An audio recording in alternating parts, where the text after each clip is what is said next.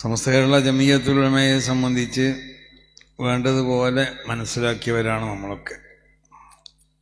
അത് അതിൻ്റെ മഹാന്മാരാവുന്ന അസാതിദത്ത് മശായിഖന്മാർ അതിനെ സ്ഥാപിക്കപ്പെടുമ്പോൾ അവർ ഉദ്ദേശിച്ച നമുക്ക് വരച്ച് കാണിച്ചു തന്ന് അവരുടെ പ്രത്യേക തീരുമാനങ്ങളും അവരുടെ ആ ഉപദേശ നിർദ്ദേശങ്ങളൊക്കെ ഉൾക്കൊണ്ടുകൊണ്ട് യാതൊരു നിലക്കുള്ള വ്യതിചലനം ഇല്ലാതെ പ്രവർത്തിച്ചു കൊണ്ടിരിക്കുകയാണ് ഇന്നും സമസ്ത കേരള ജമിയത്ത്. പിന്നെ ചില അപസ്വരങ്ങളൊക്കെ ഉണ്ടാവും, അത് സ്വാഭാവികമാണ്. ഇന്നലെ ഒരാൾ എന്നോട് പറഞ്ഞു 100 വർഷം ഒരു സംഘടന തികക്കുക എന്നുള്ളത്, എന്നോട് സംസാരിച്ചപ്പോൾ വലിയൊരു ഉദ്യോഗസ്ഥനാണ്, അത് വലിയൊരു സംഭവം തന്നെയാണ്. കാരണം 100 വർഷമാണല്ലോ യാതൊരു നിലക്കുള്ള ആക്ഷേപമോ വിമർശനമോ അല്ലെങ്കിൽ എന്തെങ്കിലും നിലക്കുള്ള ഒരു കേസോ ഇതൊന്നും ഇല്ലാത്ത നിലക്ക് ഈ സംഘടനനെ ഒരാൾക്കും ഏതെങ്കിലും ഒരു നിലക്ക് ആക്ഷേപിക്കാനോ അധിക്ഷേപിക്കാനോ യാതൊരു സാധ്യതയില്ലാത്ത നിലക്ക് പ്രവർത്തിക്കുന്ന ഒരു സംഘടനയാണ് സമസ്ത കേരള ജമിയത്തുൽ ഉലമ. പിന്നെ സമസ്ത കേരള ജമിയത്തുൽ ഉലമയെയും ഇവിടെയുള്ള മറ്റ് ചില കക്ഷികളെയും തമ്മിൽ തെറ്റിപ്പിക്കാൻ വേണ്ടി ഇവിടെ ശക്തമായ ഒരു ശ്രമം പലരും നടത്തിക്കൊണ്ടിരിക്കുന്നത്. ഒന്നതാണ്, സമസ്ത കേരള ജമിയത്തുൽ ഉലമയുടെ ഭാഗത്തിൽ നിന്ന് ഏതെങ്കിലും നിലക്കുള്ള ഒരു വിഭാഗിക പ്രവർത്തനമോ അല്ലെങ്കിൽ ഏതെങ്കിലും കക്ഷികളെയോ അല്ലെങ്കിൽ ഏതെങ്കിലും പാർട്ടികളെയോ വിമർശിക്കുമെന്ന് സമസ്ത കേരള ജമിയത്തുൽ ഉലമ ഇതുവരെ ചെയ്തിട്ടുണ്ട്. സമസ്ത കേരള ജമിയത്തുൽ ഉലമയുടെ വളരെ വിശുദ്ധമായ ആശയ ആദർശങ്ങളെ എതിർക്കണ എല്ലാവരെയും സമസ്ത എതിർക്കും, അതിൽ യാതൊരു സംശയമില്ല. അത് മുൻകാലത്തും എതിർത്തിട്ടുണ്ട്, ഇപ്പോഴും എതിർക്കുന്നുണ്ട്, ഇനിയും അത് എതിർത്തുകൊണ്ടേയിരിക്കുകയും ചെയ്യും. പക്ഷേ സമസ്ത കേരള ജമിയത്തുൽ ഉലമയും ചില പാർട്ടികളും തമ്മിലുള്ള ബന്ധങ്ങൾ, അത് ആ ബന്ധങ്ങളെ തകർക്കാൻ വേണ്ടിയും സമസ്ത കേരള ജമിയത്തുൽ ഉലമയെയും ആ പാർട്ടികളെയൊക്കെ തെറ്റിക്കാൻ വേണ്ടി ചിലരിവിടെ ശ്രമിച്ചുകൊണ്ടിരിക്കുക. ഇതാണ് ഇപ്പോൾ ഒരു കാരണം. സമസ്തയിലുള്ള ഒരു വിഭാഗത്തിന് വേറെ ചില പാർട്ടികളുമായിട്ട് തെറ്റിപ്പിച്ച് സമസ്ത കേരള ജമിയത്തുൽ ഉലമയുടെ അണികളെയും അതിൻ്റെ നേതാക്കന്മാരെയും ഒക്കെ മറ്റേതോ നിലക്ക് ചിത്രീകരിച്ചു കൊണ്ടിട്ട് സമസ്ത കേരള ജമിയത്തുൽ ഉലമ അല്ലെങ്കിൽ അതിൻ്റെ നേതാക്കന്മാർ അതിൻ്റെ പ്രവർത്തകരൊക്കെ ഇന്ന പാർട്ടികൾക്കൊക്കെ എതിരാണെന്ന് വരുത്തി തീർക്കാനുള്ള ഒരു ശ്രമം ഇവിടെ നടത്തിക്കൊണ്ടിരിക്കണം. അതോടൊപ്പം സമസ്ത കേരള ജമിയത്തുൽ ഉലമയിൽ നിന്നുള്ള ചില നേതാക്കന്മാരെയോ അല്ലെങ്കിൽ അതിൻ്റെ പ്രവർത്തകരെ ഉപയോഗിച്ചു കൊണ്ടിട്ട് സമസ്ത കേരള ജമിയത്തുൽ ഉലമയെ രണ്ടാക്കാൻ വേണ്ടിയുള്ള ശ്രമങ്ങളും നടന്നുകൊണ്ടിരിക്കുന്നുണ്ട്. ഇതൊന്നും വിലപ്പോവില്ല, അത് നടക്കുകയില്ല, അത് വേറൊരു ശ്രമം. ഇതാണിപ്പോൾ ഇവിടെ നടന്നുകൊണ്ടിരിക്കുന്ന അതിൻ്റെ ആകത്തുക നമ്മൾ മനസ്സിലാക്കിയാൽ വളരെ മോശമായ നിലക്ക് പിന്നെ കുപ്രചരണങ്ങളും ആ കളവുകളൊക്കെ പ്രചരിപ്പിച്ചുകൊണ്ടിട്ട് ഇതിനെ എങ്ങനെയെങ്കിലും ഇതിനെ രണ്ടാക്കാൻ വേണ്ടി ശ്രമിക്കാം. അങ്ങനെ ശ്രമിച്ചുകൊണ്ടിരിക്കുകയാണ് പല ആൾ. ഇത് നമ്മളിൽ നിന്നുള്ള ചിലരെ തന്നെ അതിന് ഉപയോഗപ്പെടുത്തുകയും ചെയ്യാം, അത് നമ്മളെ പ്രവർത്തകരെ ഉപയോഗപ്പെടുത്തുകയും ചെയ്യാം. അപ്പം ഞാൻ ആ വിഷയത്തിലേക്കൊന്നും ഈ അവസ്ഥ കടക്കുകയല്ല. ഇതാണിപ്പോൾ നാട്ടിൽ നടന്നുകൊണ്ടിരിക്കുന്നത്.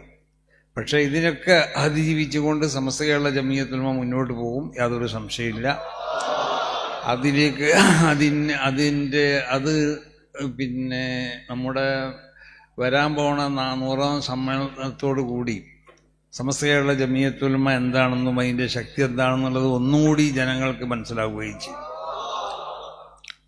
അപ്പോൾ ഏതായാലും ഞാൻ സലാഹുദ്ദീൻ ഫൈസി പറഞ്ഞതുപോലെ ഈ പ്രസംഗത്തിലെ അവസാനമല്ല പറയണത്, ആദ്യമാണ് പറയണത്. സമസ്ത കേരള ജമിയത്തുൽ ഉലമയുടെ പിന്നെ 100ാം വാർഷികം അടുത്ത 2026 ഫെബ്രുവരി ആദ്യ വാരത്തിൽ പിന്നെ കാസർഗോഡിനടുത്ത് കുനിയിൽ നടത്തപ്പെടുകയാണ്. അവിടെ വളരെ വിശാലമായി തയ്യാർ ചെയ്യപ്പെട്ടുകൊണ്ടിരിക്കുന്ന വലിയ ഗ്രൗണ്ടാണ്. എല്ലാ സൗകര്യങ്ങളും അവിടെയുള്ളൊരു പ്രമുഖൻ, അതായത് ഇബ്രാഹിം ഹാജി എന്ന് വലിയ ഷാർജയിലുള്ള വലിയ ബിസിനസ്സുകാരനാണ്. അദ്ദേഹത്തിൻ്റെ സ്ഥലങ്ങളാണത് മുഴുവനും. ആ സ്ഥലങ്ങൾ മുഴുവനും അദ്ദേഹം അവിടെ തയ്യാർ ചെയ്തുകൊണ്ട് നമുക്ക് തരാം. അല്ലാഹു സുബ്ഹാനഹു വ തആല അവർക്ക് ബർക്കത്ത് ചെയ്ത് കൊടുക്കട്ടെ. അപ്പൊ ഇതുകൊണ്ടൊക്കെ എന്താണ് സമ്പാദിക്കാന്നുള്ള സമ്പാദ്യങ്ങളും മറ്റു ആവശ്യങ്ങളൊക്കെ വരും. ഇത് അതിനുവേണ്ടി ഉപയോഗപ്പെടുത്താൻ അതിൻ്റെ ദരിയത്തായിക്കൊണ്ട് നമ്മൾ മാറ്റാൻ പാടില്ല. അപ്പൊ ആ നിലക്ക് പണ്ഡിതന്മാരുടെ ആ ധർമ്മവും അവരുടെ ഉത്തരവാദിത്വം ആ ദൗത്യമൊക്കെ നമ്മൾ നിറവേറ്റണം. അത് നമുക്ക് നിറവേറ്റാനും പ്രവർത്തിക്കാനും പറ്റിയൊരു മേഖലയാണ് സമസ്ത കേരള ജംഇയ്യത്തുൽ ഉലമ എന്നുള്ളത്. അത് നമ്മളെ സംബന്ധിച്ചിടത്തോളം വലിയൊരു അനുഗ്രഹമാണ്. മഹാന്മാരാവുന്ന മശായിഖന്മാരുമായുള്ള അവർ പിടിച്ച ആ കയറിൻ്റെ ഒരു ഭാഗം നമുക്ക് പിടിക്കാൻ കഴിയുക. എന്നാൽ അവർ നമ്മളെ വലിച്ചുകൊണ്ടോലെ എടുക്കാന്നറിയോ, അത് സ്വർഗത്തിലേക്കായി. അപ്പം ആ നിലക്ക് സ്വർഗത്തിലേക്ക് മഹാന്മാരുടെ ആ അവർ മുഖേനയായി കൊണ്ടിട്ട് നമ്മളെ കടക്കാൻ നമുക്ക് സഹായിക്കണ ഒരു പിടിവള്ളിയാണ് നമ്മളെ കൈവശമുള്ളത്. അതാണ് സമസ്ത കേരള ജംഇയ്യത്തുൽ ഉലമ എന്ന് പറഞ്ഞത്. അപ്പം ഈ സംഘടന അതിനെ ഒളിച്ചു നിന്നും കൊണ്ടോ അല്ലെങ്കിൽ പരസ്യമായി നിന്നും കൊണ്ടോ എതിർക്കാനോ അതിനവിടെ ഇല്ലാതെയാക്കാൻ നശിപ്പിക്കാനോ ഒന്നും ആരും ശ്രമിക്കരുത്. അതാണ് ദയവായിട്ട് പറയാനുള്ളത്. ഇത് അള്ളാഹുവിൻ്റെ യാതൊരു സംശയമില്ല. അള്ളാഹുവിൻ്റെ ദീനിൻ്റെ സംരക്ഷണത്തിന് വേണ്ടി അള്ളാഹു സുബ്ഹാനഹു വ തആല അവിടെ സംഘടിപ്പിച്ച ഒരു സംഘടനയാണ് സമസ്ത കേരള ജംഇയ്യത്തുൽ ഉലമ എന്നുള്ളത്. അപ്പോൾ വിശുദ്ധമായ ദീന് അത് ഇവിടെ നിലനിൽക്കേണ്ട കാലത്തോളം, അല്ലെങ്കിൽ ഖിയാമത്ത് നാൾ വരെ ഈ ദുന്യാവ് ഇവിടെ നിലനിൽക്കേണ്ട കാലത്തോളം ദീൻ ഇവിടെ നിലനിൽക്കണം. അതുകൊണ്ടാണ് വളരെ ശക്തബദ്ധാവുന്നതായ നിലക്കാട് ഇതിൻ്റെ ഇത് വന്ന പാരമ്പര്യം തന്നെ. ഇപ്പം ഇമാം ബുഖാരി തങ്ങൾ റസൂൽ വരെയുള്ളവർ ഹദീസിൻ്റെ റാവികളെ നമ്മൾ പരിശോധിച്ച് നോക്ക്. എല്ലാവരും ചരിത്രവും എത്ര ആളുകളെ രേഖപ്പെടുത്തിയിട്ടുണ്ട്? ഒരാളാണോ, രണ്ടാളാണോ, മൂന്നാളാണോ? അവർ പ്രസവിക്കപ്പെട്ടവർ മുതൽ അവർ മരണം വരെയുള്ള ചരിത്രങ്ങൾ രേഖപ്പെടുത്തിയിരിക്കുകയാണ്. അതിൽ തള്ളപ്പെടേണ്ടവനുണ്ടെങ്കിൽ അവനെ തള്ളു തന്നെ ചെയ്യും. അപ്പൊ തള്ളപ്പെടേണ്ടവനെ തള്ളി കൊള്ളേണ്ടവനെ കൊണ്ടുകൊണ്ടിട്ട് അത്രമാത്രം വളരെ സംശുദ്ധമായ നിലക്ക് നമ്മളിലേക്ക് എത്തിയതായ ഒരു ആശയങ്ങളും ആദർശങ്ങളും ഒക്കെയാണ് ഈ ദീന്, വിശുദ്ധമായ ദീൻ. അത് അതിൻ്റെ ആ തനിമയോടുകൂടി സംരക്ഷിക്കപ്പെടണം. അതിന് സംരക്ഷിക്കലാണ് സമസ്ത കേരള ജംഇയ്യത്തുൽ ഉലമ ഇവിടെ നടത്തിക്കൊണ്ടിരിക്കുന്നത്. അപ്പോൾ മനുഷ്യർക്കുള്ള ആഹ്റങ്ങൾ എന്താ, ആഹ്റത്തിലുള്ള അവരുടെ ജീവിതം എന്താവണമെന്നറിയോ? അല്ലാഹു സുബ്ഹാനഹു വ തആല ഇഷ്ടപ്പെട്ട നിലക്ക് ഇവിടുന്ന് അമൽ ചെയ്താലേ അതിന് നമുക്ക് അവിടുന്ന് ഉദ്ദേശിക്കപ്പെടുന്നതായ നിലക്ക് അതിന് വിജയിപ്പിച്ചെടുക്കാൻ സാധിക്കുള്ളൂ. അപ്പം ജനങ്ങൾ അവർക്ക് വിദ്യാർത്ഥികൾ അവരെ കടന്നു വരാൻ പാടില്ല. വിദ്യാർത്ഥിനെതിരിൽ മഹാന്മാരാകുന്ന പണ്ഡിതന്മാർ റസൂലുള്ളാഹിന്റെ കാലഘട്ടത്തിന് ശേഷം തന്നെ മഹാനാവുന്ന അലി ബിൻ സഹാബത്തിൽ നിന്ന് ആദ്യമായിട്ട് വിദ്യാർത്ഥിനെതിരിൽ മുനാദറ നടത്തിയത് മഹാനാവുന്ന അലി ബിൻ അബീ ത്വാലിബാണ്. ഖദർ ഇസ്തിതാഅത്ത് പോലത്തെ സംഗതികളിൽ, ബശിയാത്ത് പോലത്തെ സംഗതികൾ ഖവാരിജികളോടും ഖദരിയാക്കളോടും മഹാനാവുന്ന അലി ബിൻ അബീ ത്വാലിബ് തങ്ങൾ മുനാദറ നടത്തി. താബീങ്ങളിൽ നിന്ന് ഉമർ ബിൻ അബ്ദുൽ അസീസ് അടക്കമുള്ള പലരും അവർ മുനാദറ നടത്തുകയും അതിൽ ഗ്രന്ഥങ്ങളൊക്കെ വിദ്യാർത്ഥിനെ എതിർത്തുകൊണ്ട് അവരെ എഴുതുകയും ചെയ്തു. അങ്ങനെ മഹാന്മാരാവുന്നതായ അയിമത്ത് മുജ്തഹിദീങ്ങൾ, ഇമാം ഷാഫിഈ തങ്ങൾ, ഇമാം മാലിക്, ഇമാം അബൂ ഹനീഫ തങ്ങൾ, ഇമാം മുഹമ്മദ് ബിൻ ഹംബൽ, ഇവരൊക്കെ മുബ്തദീങ്ങൾക്കെതിരിൽ സംസാരിച്ചവരാണ്. അവരൊക്കെ അതിനെതിരിൽ ഗ്രന്ഥങ്ങൾ രചിച്ചവരാണ് അവരൊക്കെ. അപ്പം ഈ ഒരു പ്രവൃത്തി എന്നുള്ളത് ഇന്നും തുടങ്ങിയതല്ല. മുബ്തദീങ്ങളിവിടെ അവരെ ഇഷ്ടംപോലെ അവിടെ വിട്ടാൽ ദീൻ ഇവിടെ എന്തായിത്തീരും? ദീനിൻ്റെ ആ തനിമ, അതിൻ്റെ യാഥാർത്ഥ്യം ഇവിടെ നശിച്ചു പോകില്ലേ? അതിനെ സംരക്ഷിക്കേണ്ടത് നമ്മളെ കടമല്ലേ, നമ്മളെ ബാധ്യതയല്ലേ? അപ്പോൾ സുന്നത്ത് ജമാഅത്തിൻ്റെ അഖീദ ഓരോ പണ്ഡിതന്മാരും പഠിക്കുക. ആ അഖീദകൾ അതിൻ്റെ ശരിയായ ലക്ഷ്യത്തോടു കൂടി പഠിക്കുക. അത് സംശയം ഉണ്ടെങ്കിൽ അറിയുന്നവരോട് ചോദിച്ചിട്ട് സംശയം തീർക്കുക. വിഭാഗത്തുകളിൽ വല്ലതും സുന്നത്ത് ജമാഅത്തിന് എതിരാവുന്ന വല്ല വിഭാഗത്തുകൾ എവിടെയും കണ്ടാൽ അത് അറിയുന്ന ആളുകളോട് വന്ന് ചോദിക്കണം. അത് ചോദിച്ചിട്ട് അവിടുത്തെ അതിൻ്റെ ശരിയായ മറുപടി നിങ്ങൾ കണ്ടുപിടിക്കണം.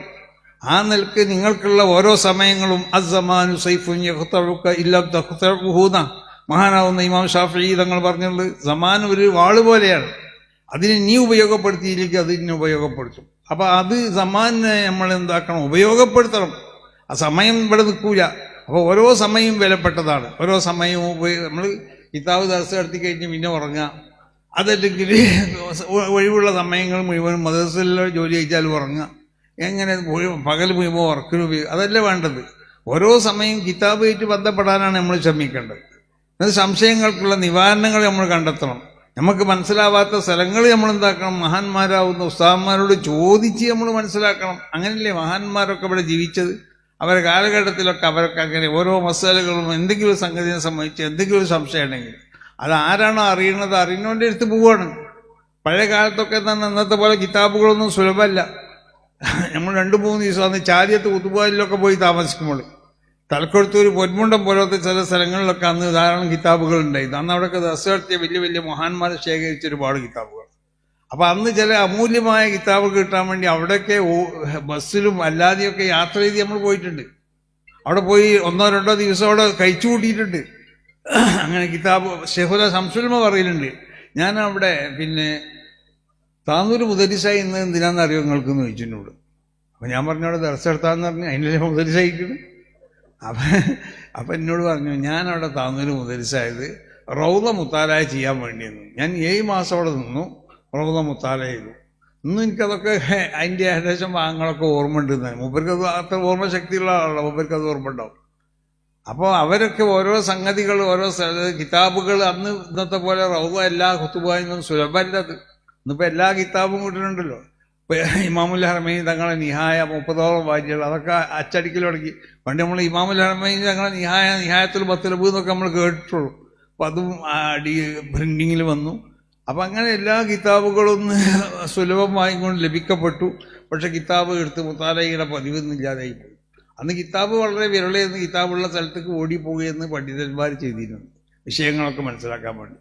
അപ്പോൾ സമയം വിലപ്പെട്ടതാണെന്ന് ഓരോരുത്തരും മനസ്സിലാക്കുക. ആ നിലയ്ക്ക് കിതാബുകൾ ഓതി ഓരോ വിഷയത്തിലും തഹ്ഖീഖ് ചെയ്യുക. അതോടൊപ്പം തന്നെ സമസ്ത കേരള ജമിയത്തുൽ ഉലമയ്ക്ക് വേണ്ടി പ്രവർത്തിക്കുക. സമസ്ത കേരള ജമിയത്തുൽ ഉലമയുടെ പോഷക സംഘടനകൾക്ക് വേണ്ടി പ്രവർത്തിക്കുക. നിങ്ങൾക്ക് എവിടെയൊക്കെ സമസ്ത കേരള ജമിയത്തുൽ ഉലമയുടെ പോഷക സംഘടനയിലോ അതിലൊക്കെ ബന്ധപ്പെടാൻ കഴിയും, അവിടെയൊക്കെ നേതാക്കന്മാരായി വരാൻ പറ്റുമോ, അതൊക്കെ വരാൻ വേണ്ടി നിങ്ങൾ ശ്രമിക്കുക. ആ നിലക്ക് അതിലൊക്കെ കയറി പറ്റി സമസ്ത കേരള ജമിയത്തുൽ ഉലമയെ ശക്തിപ്പെടുത്താൻ വേണ്ടി ഓരോരുത്തരും ശ്രമിക്കണമെന്നും നമ്മളെ 100ാം വാർഷികം ഒരു വലിയൊരു വിജയപ്രദമാക്കണം. നമുക്ക് അത് ചരിത്ര സംഭവമാക്കണം. അതിന് നിങ്ങളൊക്കെ സാന്നിധ്യവും നിങ്ങളൊക്കെ പ്രവർത്തനവും ആവശ്യമാണ്. നിങ്ങളാണ് സമസ്ത കേരള ജമിയത്തുൽ ഉലമക്കുള്ള ശക്തി. നിങ്ങൾ ആലിമീങ്ങൾ വേണം. അതുപോലെ തന്നെ പ്രമുഖ വ്യക്തിത്വങ്ങൾ, അതാണ് ഉമറാവ് എന്ന് പറഞ്ഞാൽ മുതലുള്ളവരാവട്ടെ കഴിവുള്ളവരാവട്ടെ ഇല്ലാത്തവരാവട്ടെ ഉമറാവ് ഇവിടെ വേണം.